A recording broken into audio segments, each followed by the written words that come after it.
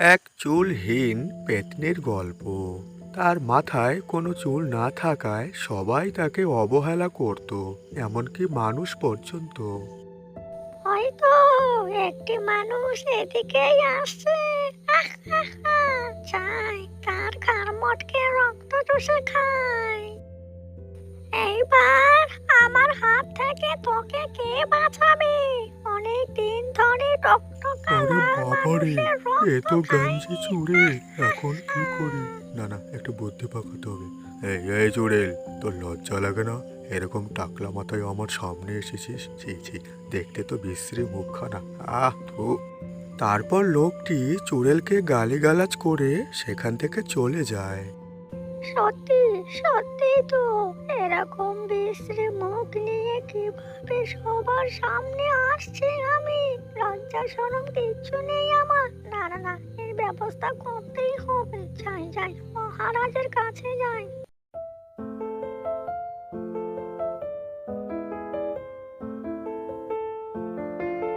কে গো, আমাদের বাচ্চা কবে হবে? সে তো কবেই ডিম দিয়েছো তুমি, কোনো খোঁজ খবর তো পাচ্ছি না। আর আর কতদিন অপেক্ষা করব? হ্যাঁ, বাবা বলে ডাকটা কবে শুনবো আমি? কই গো, চুপ করে আছো যে? আর পারি না, এই তো কয়েকদিন হলো, তাতেই বাচ্চার খোঁজ। বাবা ডাক শোনার জন্য পাগল হয়ে গেছে। কিন্তু ওটা আবার কি আসছে? কি দেখতে পাচ্ছি ওটা? লাল সাদা, বাপরে বাপ, এ তো মনে হয় ভয়ঙ্কর পেতনি। সামনে যাকে পাই তাকেই ধরে খায়। আমি হলাম চোরের। এ আবার কেমন চুড়েল রে বাবা, মাথায় দুটো চুল, গথা বাতা টাক। দেখেই তো হাসি পাচ্ছে, হাসি থামছে না আর। এরকমও চুড়েল? হুম, এত বড় সাহস তোর! তুই আমাকে কাঞ্জি চুড়েল বলিস? একটা পায়রা হয়ে? দাঁড়া দাঁড়া, তোর এত বড় আস্পর্ধা! এই অপরাধের শাস্তি তুই পাবি। দাঁড়া দাঁড়া, যাচ্ছি। যাবি না, কোথাও যাবি না ওখান থেকে। ছাড় ছাড় বলছি, ছাড় আমায়, ছাড়। ই, আবার ছাড় ছাড় করছিস? দাঁড়া, তোর মাথা মটকে রক্ত চুষে খাবো। তোর এত বড় সাহস, তুই আমার গাঞ্জি চুড়েল বলিস? দেখ দেখ, এবার দেখ। আমার গাঞ্জি বলার শাস্তি তো পেয়ে গেলি। দেখি দেখি আর কয়জন বলে আমার গাঞ্জি, তাদের চিবিয়ে খাবো। হা হা হা।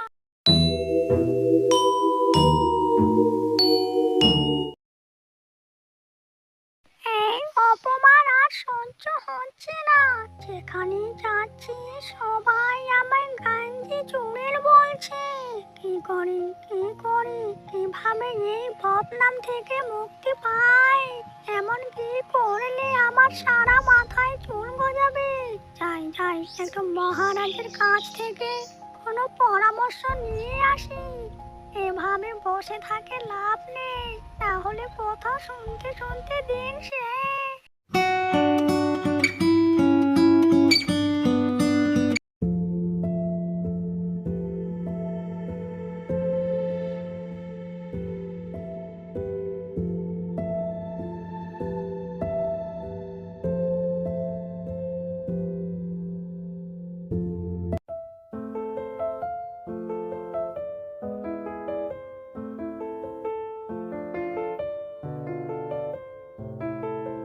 ওটা আবার কি আসছে? লাল সাদা শাড়ি পরে? হেমা, এ তো ভয়ঙ্কর এক ডাইনি। এ কি, তার মাথায় যে একটুও চুল নেই। কি রে ডাইনি, তোর মাথার চুলগুলো কি বিক্রি করে খেয়েছে? একে একে তুই কি বললি? হ্যাঁ, আরেকবার বল, আরেকবার বল। তোর এত বড় সাহস, তুই আমাকে গাঞ্জে চোরের বলিস? হ্যাঁ, তারা তারা, তোর আমি মাথা মটকে খাবো। সকাল তোর মুখটা দেখে আমার সারা দিন খারাপ যাবে। যা, ভাগ এখান থেকে। অপয়া কথাকার, টাক মাথা নিয়ে ঘুরে বেড়াচ্ছে এই জঙ্গলে, কোনো কাজ নেই, শুধু শুধু সামনে চলে আসে। যা যা এখান থেকে, যা। কোনোদিনও আসবি না আর আমার চোখের সামনে।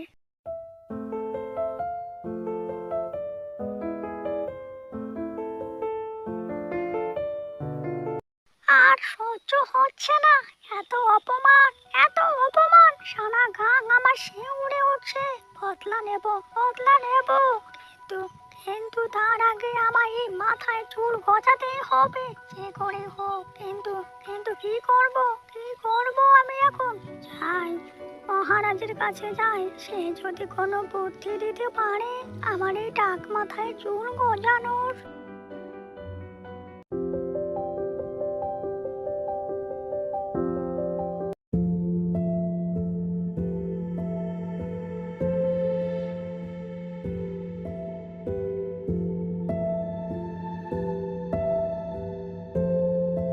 ভূতের মহারাজ, আমাকে বাঁচান, পাচ্ছি না, এত অপমান আর সহ্য একই রে টেকো, তুই আবার কান্না করছিস কেন? তোর চোখে চোখের জল মানায় না। কি হয়েছে বল, বল আমায় বল, কি হয়েছে? আহা, চুপ কর না, আগে খুলে বল আমায়, তারপরে দেখি।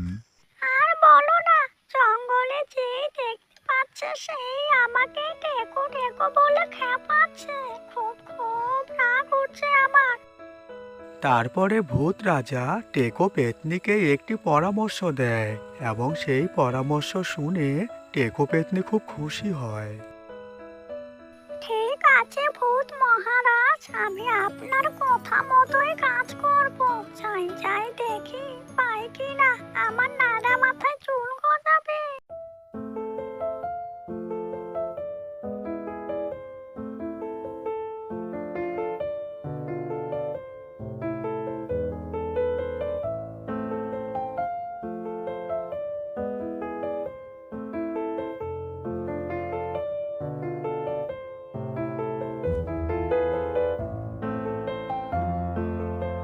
ভূত মহারাজের কথা মতো এটাই তো উত্তর দিকের রাস্তা, এখানেই তাহলে থাকি।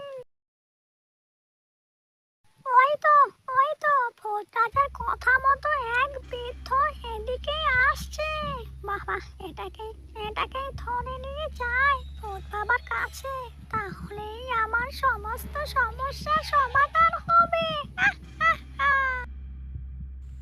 কি রে বাবা, তিন দুপুরে ভয়ঙ্কর টেকো পেতনি, বাঁচাও, বাঁচাও। এই বুড়ো বয়সেও আর বেঁচে থাকতে পারলাম না কয়েকদিন, মনের আশা পূর্ণ হলো না, শেষ, শেষ আমি। তোর কোনো ভয় নেই, তোর আমি ঘাড় মটকাবো না। তোর কাছে আমার একটা আবদার, তুই এই বয়সেও বিয়ে করতে পারবি, আর সেই সুযোগটা আমি করে দেব।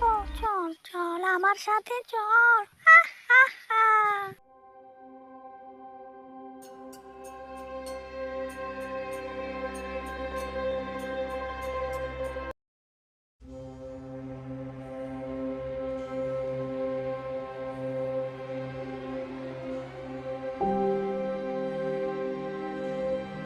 ভূত বাবা, এই দেখো, তোমার কথা মতো বুড়োকে নিয়ে এসেছি। নাও, তাড়াতাড়ি এবার শুরু করো তোমার কাজ। আহ, আহ, আহ। আর কেউ আমাকে টেকো বলতে পারবে না। ঠিক আছে, ঠিক আছে, আয় আয়, তোরা দুজনে এখানে বস, তারপরে আমি তোদের বিয়ের ব্যবস্থা করছি। আয় আয়, তোর অনেক দিনের স্বপ্ন এবার পূরণ হবে। এ এ কি বলছো? না না না, ছেড়ে দাও আমায়, আমি এই বিয়ে করতে পারবো না, ছেড়ে দাও, ছেড়ে দাও। তারপর ভূত মহারাজ টেকো পেতনি ও বুড়োর বিয়ে দেয় এবং বিয়ে সম্পন্ন হওয়ার পরেই টেকো পেতনি তার সারা মাথা ভর্তি চুল ফিরে পায়।